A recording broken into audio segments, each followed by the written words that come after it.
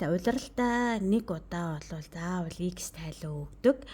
За x тайлан 4 сарын 1-ээс 20-ны дотор, 7 сарын 1-ээс 20-ны дотор, 10 сарын 1-ээс 20-ны дотор одоо x тайлан өгдөг өө.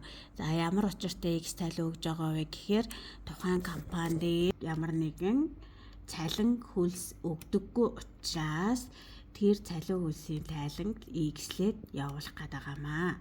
За тэхийн тулд e-tax систем рүү нэвтэрч орно. За энэ дээр мэдээж бүгдээрээ регистрийн дугаараа хийж өгнөсний дараа өөрийн чинь одоо нүүр хуудсан дээр юу гардаг вэ гэх нэр болон компани гарч ирдэг ш тий. Тэр дээрээс компани сонгож өгнө.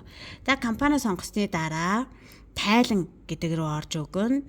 За тайлан гэдэг маань энэ дээр ч байгаа эсвэл тайлан тушаах гэдэг дээр ч байгаа гэсэн үг.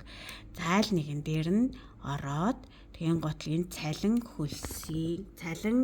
хөдөлмөрийн хөлс шагнал урамшуул болно тэдгээртэй альдах гэдэг ийм тайлан байна.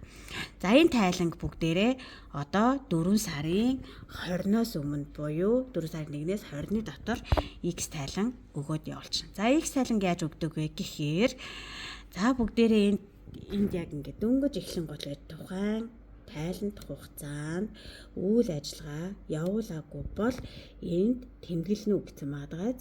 За тэгэхээр энийг л хэдүүлээ чеклэл өгнө. За чеклэн готлаа энэ хамгийн доошоо бүгдээрээ доошлуулаад өччих. За тэгээ доошлуулан готол тайлангаа төгрөг мөнгөөр тайлганахыг зөвшөөрч байна. Чеклээд за хамгийн түрүүнд тайлангаа хадгалж өгнө.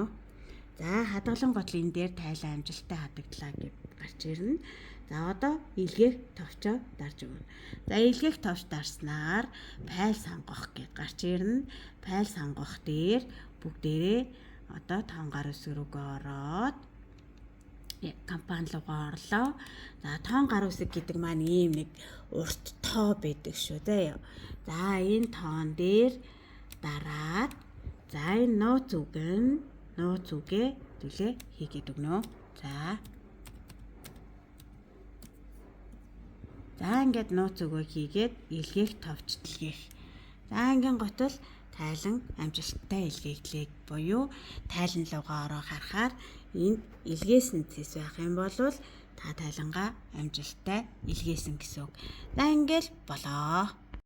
За хүмүүс тоон гар үсгээ мэддэггүй. Тэгэхээр зэрэг бүгдээрээ тоон гар үсгийг хаанаас авч болох вэ гэхээр энэ байшин дээр дарлаа. Тэгин готол эрхийн тохиргоо гэж байгаа.